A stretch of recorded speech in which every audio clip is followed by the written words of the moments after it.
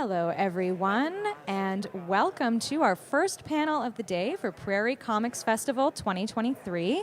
My name is Samantha Beiko. I'm the Artistic Director of Prairie Comics, and I'm also going to be moderating this panel this morning. The panel in question is Queer Comics and the Age of Book Bans, and joining me are Rhael McGregor, Crossman-Serb, and Scott Henderson. Woohoo! And thank you, thank you everyone for coming and joining in person for this conversation, and for everyone at home who's watching. This material will be available later to watch as well if you're not watching live.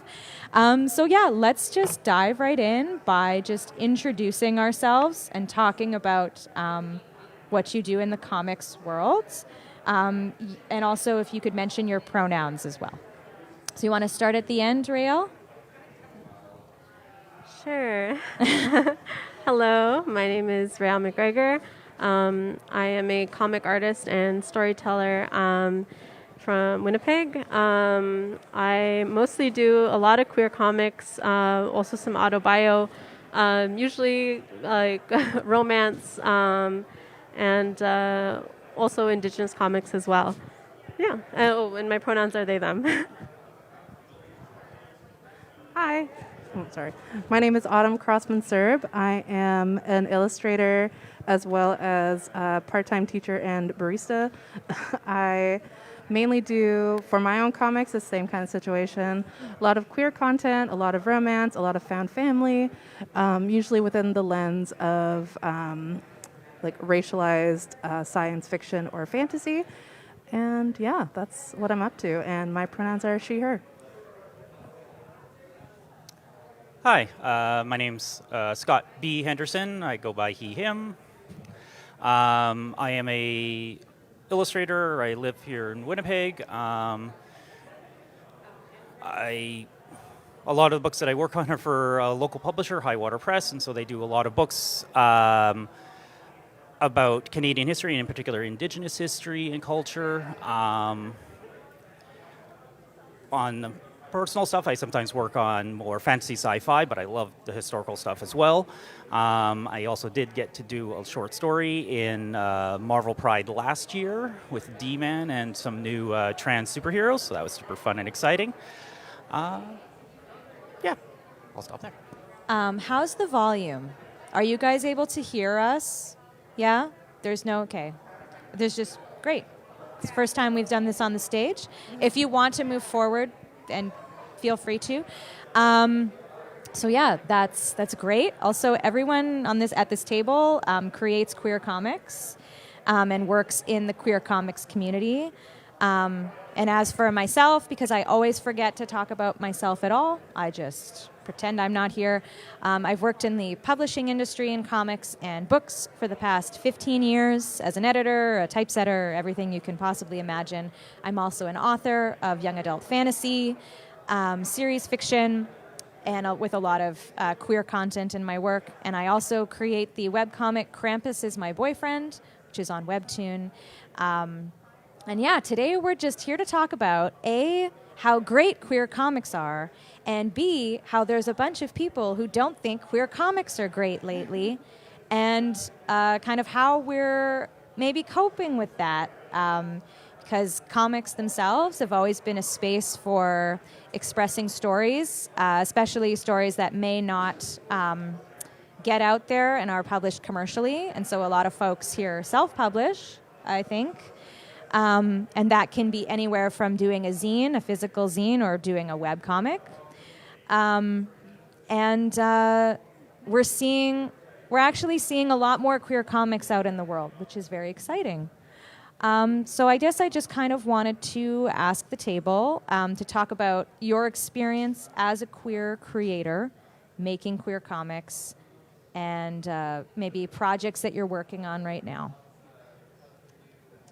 Do you want? Anyone can go first. Also, anyone can just jump in.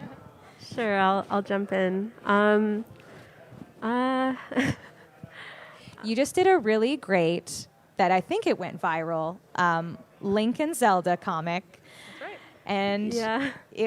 I have seen this it's one. so good. And usually at Prairie Comics we're like, no fan art, but like, I don't know. I want to talk about it because it's so good. because it's trans Zelda, trans Link, like headcanon, and it's so beautiful. So I just wanted to say congratulations. It's wonderful. Oh, thank you very much.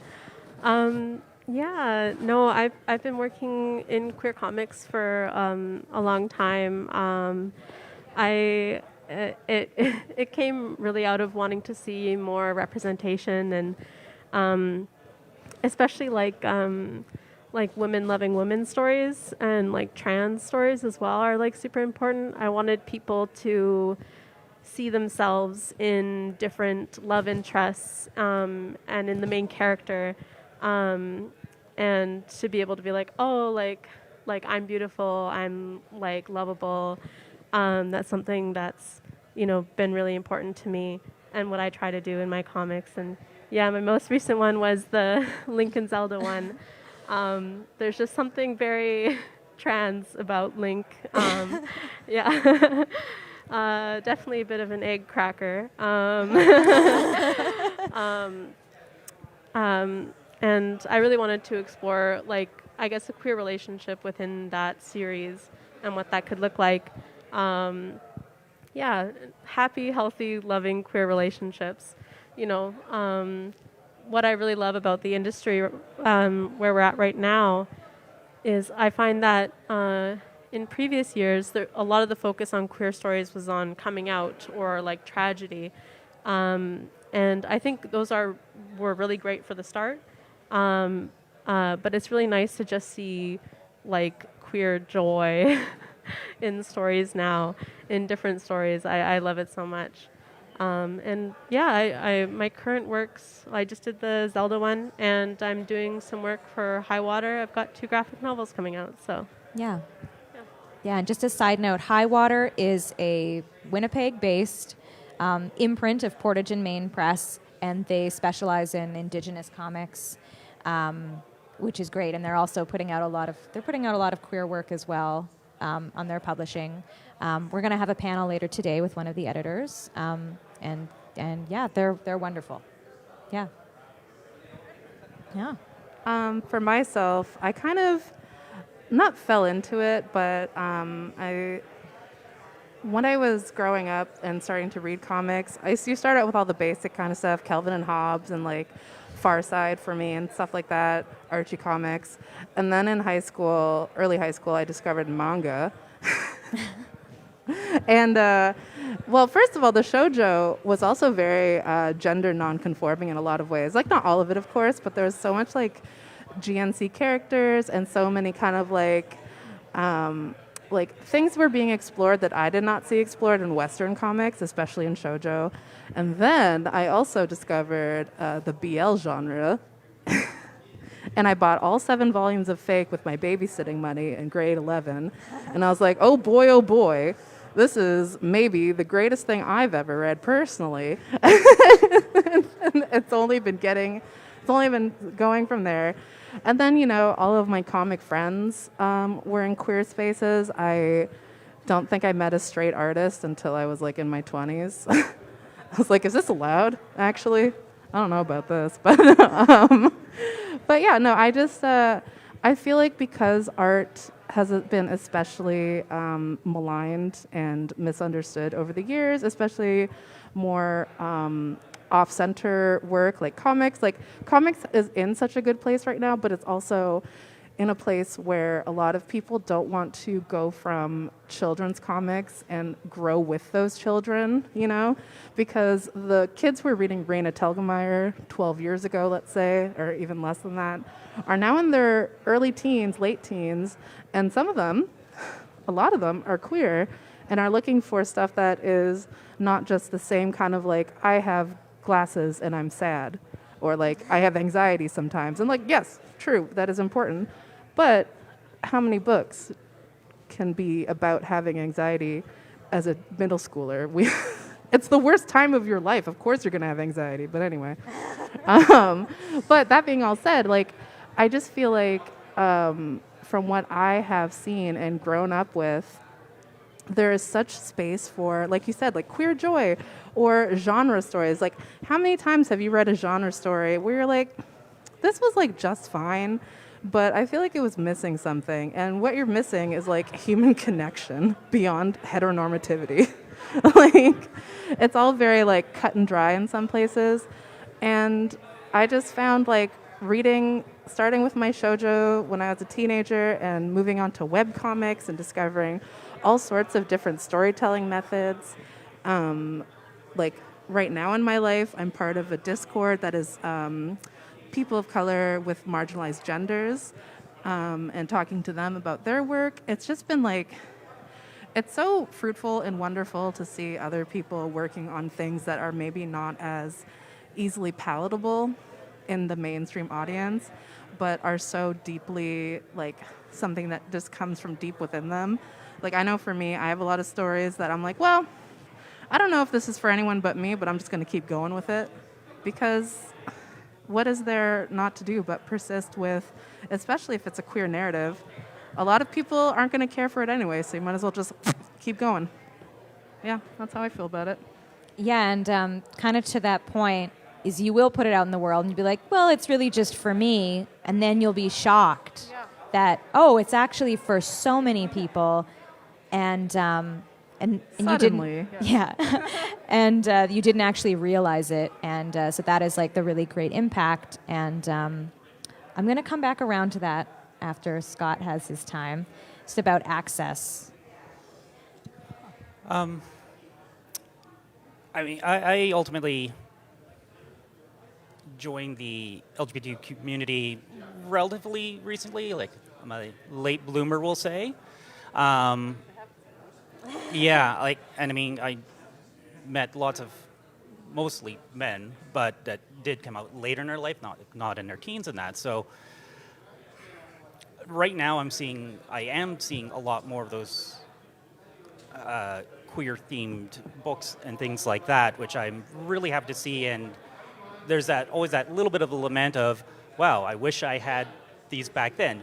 Maybe I would have been more comfortable. Maybe not. I mean, but I'm glad to see all that. And so since embracing that part of me and being more truthful with myself about a lot of things, I've just been really trying to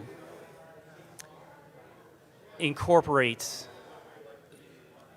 sort of those queer aspects or things like that, or at least, or if I'm working with somebody else, like another writer sort of thing, it's like, well, could we incorporate something like this and that sort of thing? And I mean, before I did come out, like I was working on one story there was a character who was bi, which, by the way, today is Bi Visibility Day.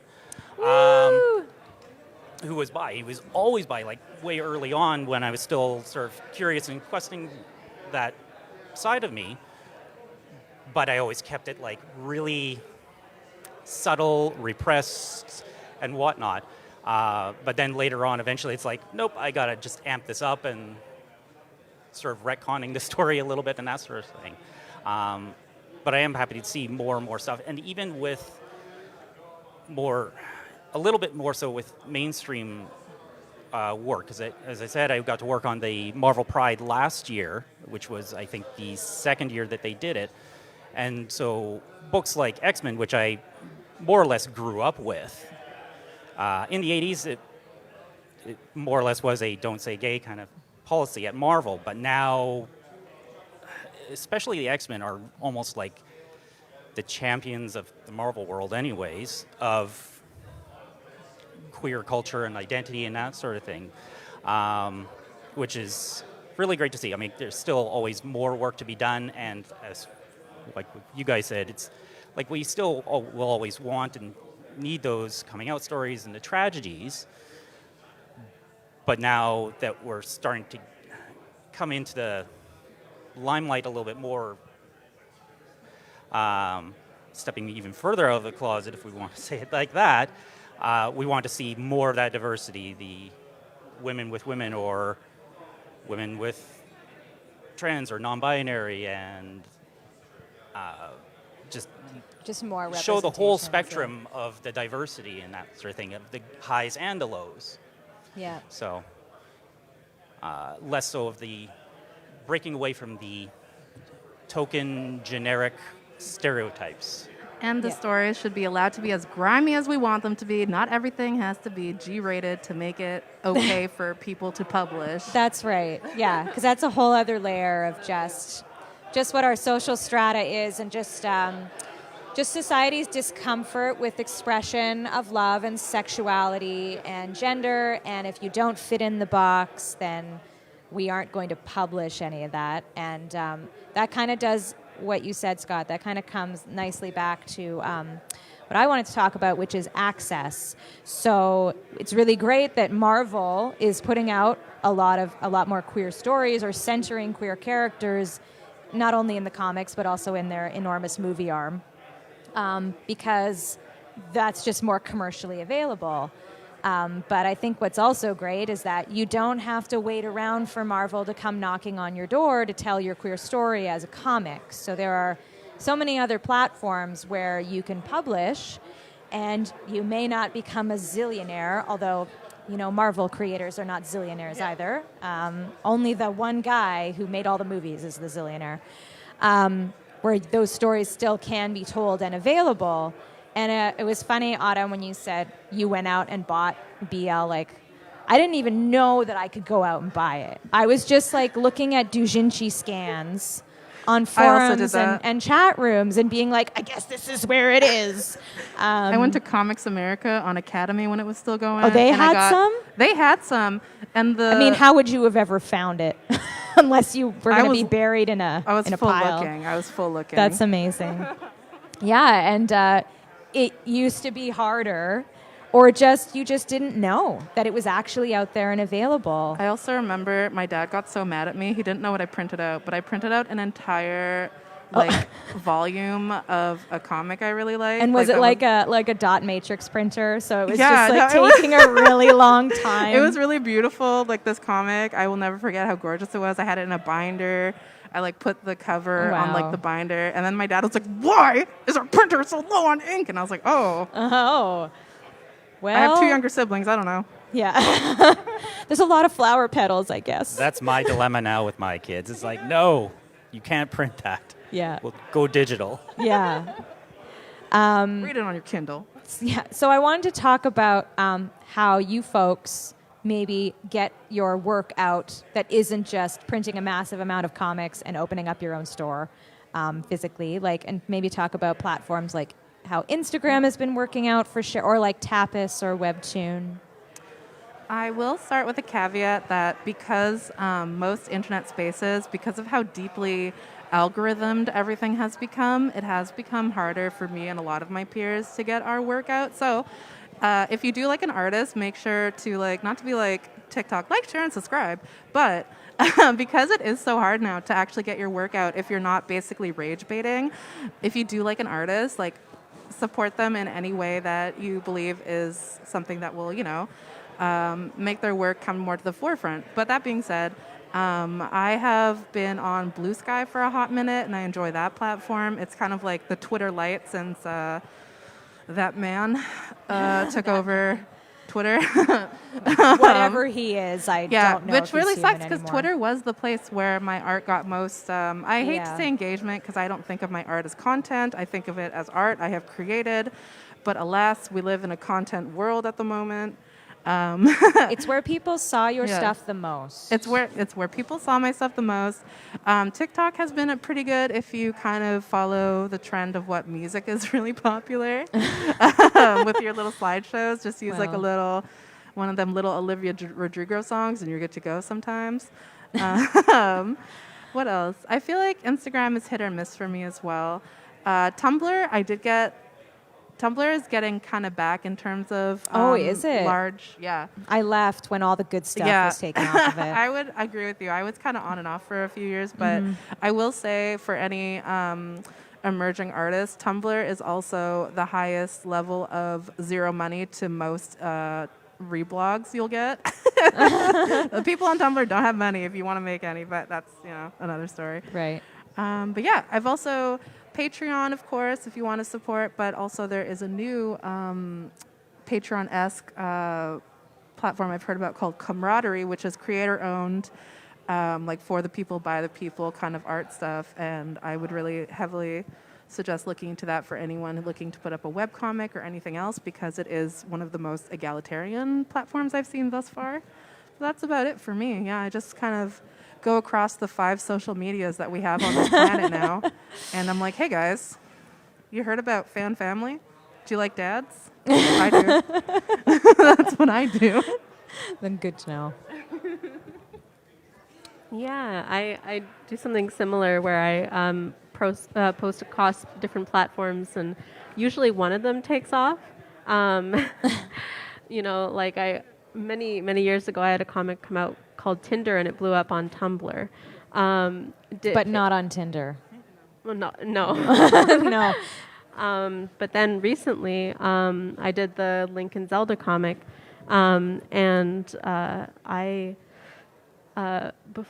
before I started the comic on Twitter, I think I had like 1,500 followers, and then by the end of the comic, I had 18,000.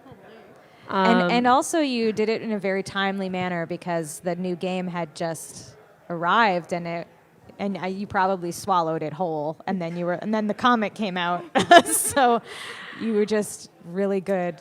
You were riding the wave. Timing is too. everything, Yeah. truly. Yeah, I blacked out, and a 100-page comic was made.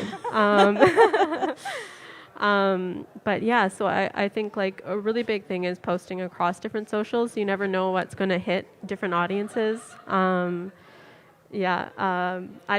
tried TikTok recently, and it's interesting. I can't get the slideshow feature one, so What? it just like slides on its own. I don't know.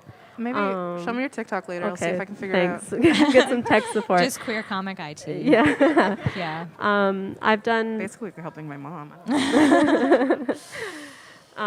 I've done Tapastic and Webtoon. For Tapastic, it's been good for many years. I haven't posted in a while.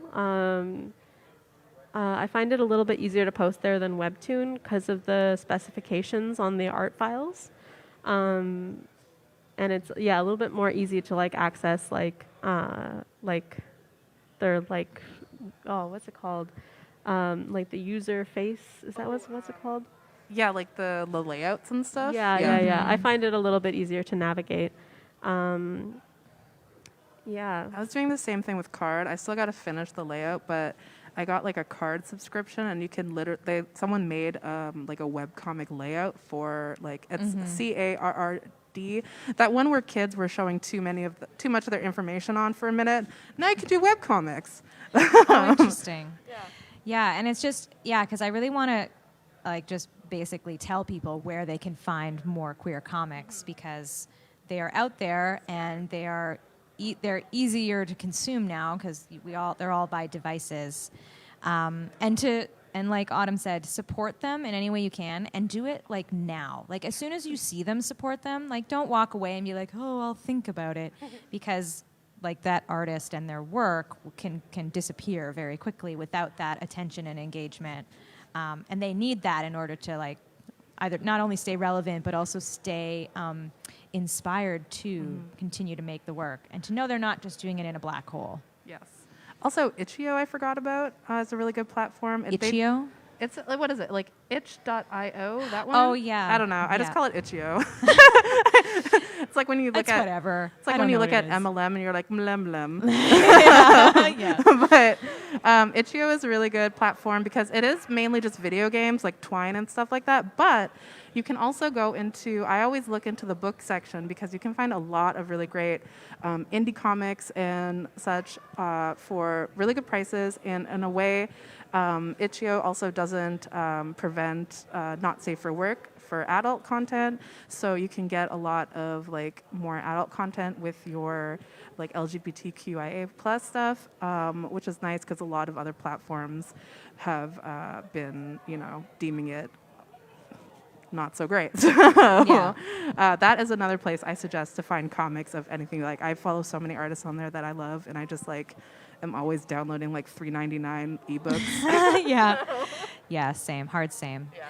I'm very bored. The last thing I want to ask you folks before we get into audience questions is that we have unfortunately imported a lot of bigotry politics from the U.S. and they have arrived in Manitoba. They have always been here. Now they have just been given funding and traction. And very timely discussion because this just happened last week where there was this whole parental rights thing has come up. It's a wedge issue for the election. But it's not going to go away anytime soon in the same way that the anti-vaxxers and the convoy people have not gone away. They're the same people. And so now we're facing down this age of let's not affirm gender identity at all in public spaces. Let's take that away from people. And also let's ban books like we're cutting down trees in the Lorax. Like someone call the gay Lorax because we need help. Danny DeVito, where are you? Yeah, Danny DeVito. So yeah, and it sucks, but it's now more than ever we need queer comics, queer stories for all ages, and especially for those kids in school that I'm not going to make this assumption, but I will echo Scott in that I wish that there had been that content when I was young because I'm also a late bloomer. I'm bi, and I'm coming into it now and just wishing that I had been seen before and that it had been an option. Affirming environments are where people thrive. So, with all that in mind, maybe we can talk about how this has affected us. Yeah. Not in an we are all probably traumatized by it, but how are we going It's been a to tough take? couple of years, guys. How are we going to take our work? And who we are in the community and kind of nudge back. Yeah. I personally have been thinking a lot about it because when I was seeing footage of last week's awful, just terrible rally, whatever they were doing, I did see a lot of visible Muslims in that rally. And I've been thinking a lot about the alt-right, and radicalization of Muslims within my community because, as you know, with any large religious subgroup, you're always going to have some amount of benevolent homophobia, which is not great, but I already knew the score. But it's gotten a lot worse over the years to the point that I'm kind of shocked at how bad it's gotten, and a little bit hurt, honestly, because when I look at these people, I see, I'm looking at a lot of new Canadians, not to infantilize them, but I don't know for sure if they realize the Christo-fascist evil that they're going hand in hand with, who will as soon as drop us and we will become the next oppressive target as soon as they're done with, They once move they on from stomp up- marginalized group to exactly. marginalized group. If you're a marginalized group and you're not that one though, what are you doing? But that is, that aside is, I've just been really the radicalization of the last couple of years, whether it's through social media, those Alpha Guy, whatever podcasts. While I know a lot of it is to an extent just rage bait that is easily kind of consumed by the vacuum of the internet and made to be larger than it is in some cases. But then you see the ledge, they're bringing their children and screaming at people saying, "Save children." And it does feel really demoralizing, and which is why I find comfort in my other friends who are also Muslim who, are not vibing with this, or other people who are queer, or just in general other artists, as we keep continuing to make the art that we want to make. And just basically anytime I hear a kid say something kind of weird, I'm like, all right, let's chill out on that, actually. Yeah, because that is where you have to do the work. Is in those tiny little micro interactions. Yeah, it's hard. And it's hard, and it's already exhausting. You're already tired and stressed out. I've been and exhausted traumatized. since I was 11. Yeah. So I would say that, I think your jobs are to just keep making your art, and it is the job of allies who don't have to deal with that trauma in the day-to-day with their identity, to step in and to do the work as well. Community, Yeah, please. because community can't it's great to be surrounded by so many queer artists at this festival. Very incredible, but we need folks who are like cishet also being like, I am here with you to make the space safe, because they don't have the same things on the line, you know? So that is very important too. Maybe like having those allies, but also working on those allies that have power Yes. to actually counteract a wave as well. Yeah. Or Yeah. implement new, more positive change and that sort of thing. And just hand them your queer zine and just be like, oh, I know that you care about me, and here's my work, and you can read it, and there's no strings attached. but Someone there do kind some of direct is. action and ruin that bus bench with that conservative. person. Yes, actually, I walked in and there's those horrible cop conservative signs, and I was just going to take a picture and be like, this is so awful, and send it to a friend. But then I got closer. Someone already fixed it. It's great. And then everyone has to see that garbage. And it's not just at an election. At an election, of course, it's much worse. But yeah, I mean, we all just need to stick together, seek help when you don't want to be in that, right at the front doing the fight. Isolation is definitely the worst thing you can do when you're feeling that way. Definitely. And comics are a way to break out of that, I think. Like having like sort of the sharing of the material, of the stories, art, and having that diversity. It's like we want, as we get older, we want the very adult stuff sometimes and more complicated things, but then still having it there for also the younger kids, and even just the very subtle, it could be queer, but it could also be read as not necessarily. Like I really liked the Witch Boy series because it's really queer, and I'm hoping everybody's okay with that, because I know it's being reclaimed, the term queer and that, but not for everybody, so I'm chill pardon with me. it. It's very LGBTQ and all those themes, but it's still just about witches and stuff like that. But there's that really nice crossover. So it's things like that I think can also help soften it and Bridge the gap, maybe. yeah, bridging the gap sort of thing. And that's what a lot of comic books like. It also especially, includes like, media literacy. Let's hope for the future. Yeah. Media literacy. Yeah. Yes, That's right. Yes, and there's that too. Yes. Yeah. There's so many fronts to have to deal with. We have to pick our battles. Do you have anything to add, Rhael? Or I not too much from what everyone said, just that, I think, for me, I always try to, because a lot of this stuff is really exhausting. And, for myself, I'm already having these conversations with family, And which that's is a already, tough one. yeah. already exhausting. Yeah. It's great when you see your uncle pick up a zine and you're talking about being non-binary, and they're like, what's this stuff? Yeah. What's all this then? Yeah. And you're like, well, I have to now do the work that the public school system refuses to do. Yeah. Yeah, So, but- I think just creating itself is such a joyous thing for me. I want to create work and be happy, and we create our own spaces. We make the work that we want to see. And I think a great thing is that there's a lot of one of the things that I have been purposefully doing is, I'll post my work online for free. So even if there's no access, let's say in physical form, and if there isn't access to physical books, for example, there should be resources online that could be possibly available to people.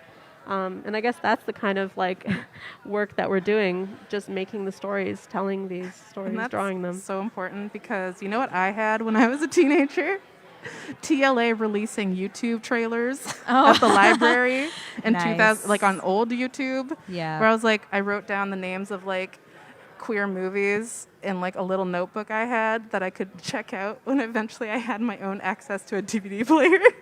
That's so good. I mean, and yeah, we're And that's how I watched Debs. perfect. I wanted to open it up to questions. We still have some time.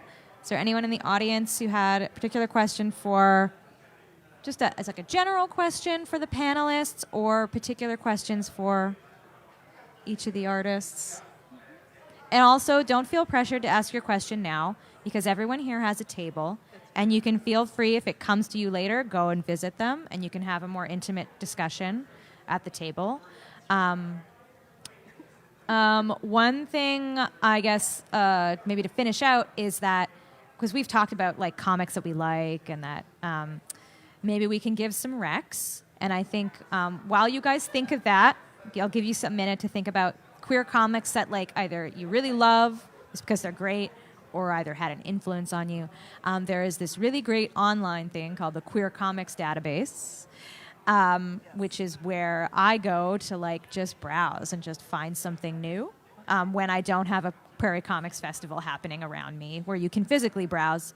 And it's just a really great resource, and your search terms can be very, very specific. If you're like really just looking for like BL or like lesbian content or trans content, or like fantasy, like sword and sorcery stuff too.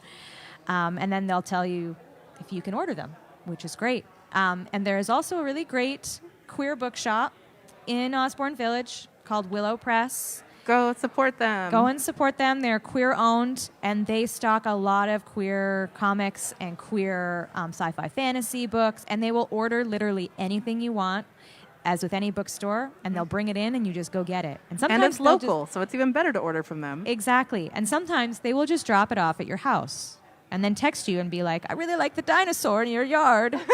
They're just wonderful, and they had their front window destroyed by the protesters this past week. If you go onto their Instagram, Willow Press, they do have a GoFundMe for said fixing of windows. So if you have any extra cash, or even if you just share it on your own Instagram, I highly recommend, because it is, I would like it to be a community staple for years to come. Yes, same. Because running bookstores is very hard. Working in publishing, very hard. Being a comic artist, very hard. And it is all about community lifting each other up to get through these sorts of things. And I will just allow you folks to give us some recs, some recos. Oh man, Heartstopper's pretty good. I mean, it's pretty much like an entry level. Like, if you really want someone to be into gay comics, hand them Heartstopper, because you can get it at like Shoppers Drug Mart. It's available just everywhere. It's and so there's funny. TV show too. And the TV show, but the comic's better. Yeah, definitely buy books. But Because I read Martha the Rass comic fanfiction. like several years ago, like when it was just coming out on Tapastic. Yeah. And like I remember being like, oh, this is such like a small comic, like, and I would rec it to everyone to be like, oh my gosh, like read this comic, and now it's like just like it's in the cultural consciousness. Yeah, it's huge now. So it's really great. I'm just like looking at my bookshelf in my brain. The Prince and the Dressmaker, that's a classic. It's just so good. The art's so good. I wish she would just make more books. Princess Ever After. It's a great little. It's just a great little story. It looks like a kid's book, but it's this great comic. And there are Power and Magic Press puts out a lot of queer comics anthologies. Yeah. I love them. I love everything they do.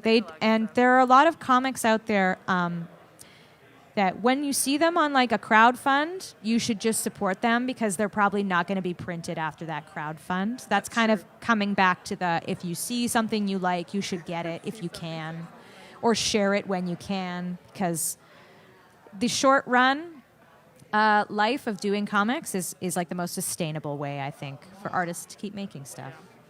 I was really racking my brain to think of what I would recommend, because I have this thing where I'm functionally illiterate most days, and then I like pound back like 7 books in a week, and I'm like, okay, that was good. Yeah, and then you forget them. Another really good kind of intro to like comics for, this is more of like a young adult rec, because most of my friends are doing young adult right now, so I'm just like surrounded. But my friend Wendy Shu did Mooncakes. If you haven't read that, yeah. And that one is really, that's one of her first ones that she wrote with Suzanne. but she's coming out with more work. The Infinity Particle is coming out soon, so check out my friend Wendy, because she works so hard on her craft and so hard on having just basic kind of like queer storylines under the surface, on the surface. She cares very much about just visual literacy. She makes really great Procreate brush pens on coffee, so check that out too if you like drawing. And that would be my rec, is read Mooncakes and then get ready for the Infinity Particle. Awesome. I've got one. I really like Countdown to Countdown. It's a webcomic. Wow. I forget the name of the artist, but they're really amazing. There's such a painterly beautiful style, and they've redone the comic a few times now. But they're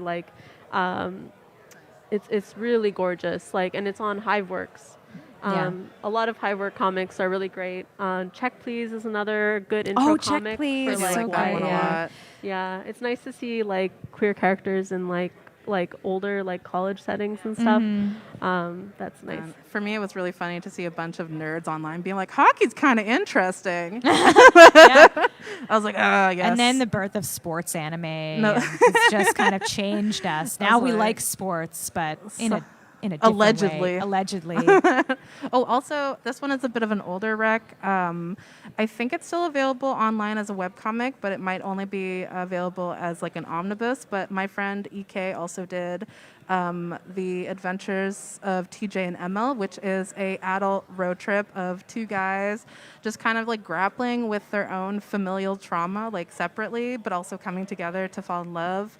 And her art is genuinely some of she is always what am I doing with my life? And I'm being my art hero. Yeah. Being my favorite artist, Please actually. don't stop. Yeah. So that's my other rec. Great. Do you have any, Scott? A lot of the books I've been getting are usually I check them out of the library, and then it's mostly sort of for my kids to feed that into them a little bit. So there was the Witch Boy. What are your kids like? Well, Bentley was really into witches, which is why I got Witch Boy, and then I read it and I go, oh my God, this is amazing. I love it. And luckily, she also really likes it. Brooklyn Witch has also been good. It's not really over, but there's some, I think, I think there's a little bit of content on it. Recently, I took out a book, sort of thought for my older boy, because he is coming to that age, but not quite yet. It was called Flamer, and it was about a boy 13, 14, but going off to his scouts camp and just that experience, but him being gay and all that sort of stuff. And I was reading it and I'm going, yeah, this is bringing up a lot of memories here. Yeah. But I rather enjoyed that. I was pretty good, so. Yeah. Okay, Third Person by, I can't remember their name, but it's a really great trans identity. It's like a doorstopper. It's 500 and some pages, but it's just so good. I think I devoured it in an afternoon. But I can see the cover. I just can't read their name in my eidetic memory. Girl by the Sea by Molly Knox Ostertag. Anything by... their artist name is Ginger Hazing, but that's not what it's. Molly's partner. Andy Molly's Stevenson. husband. Yeah, Andy Stevenson. Really wonderful. Julia Kay, My Life in Transition, super late bloomer. I love that comic. She's wonderful. There's a lot of really great stuff out there. And if you go somewhere like Willow Press and you just want to say, hey, I want to talk about queer comics with you, they will just talk about queer comics with you. So we're pretty lucky to have some of those resources. And also all the folks in this room. There's a lot of queer content in this room. So explore and have a wonderful time. And thank you so much for joining us for this panel. And I think that does it. So we'll just thank our panelists for coming. Really appreciate all your insights today. And my last note is that there is a trans youth support rally at the legislature tomorrow starting at 11. So I thought it was today. Is it today? I thought it was Sunday. It's today? Sunday. Oh, Sunday? It's Sunday. Oh, okay. Yeah. So Sorry, I don't know dates. go and support that, and then you can come down here. If it and hang out, and we're a safe space. So thank you again.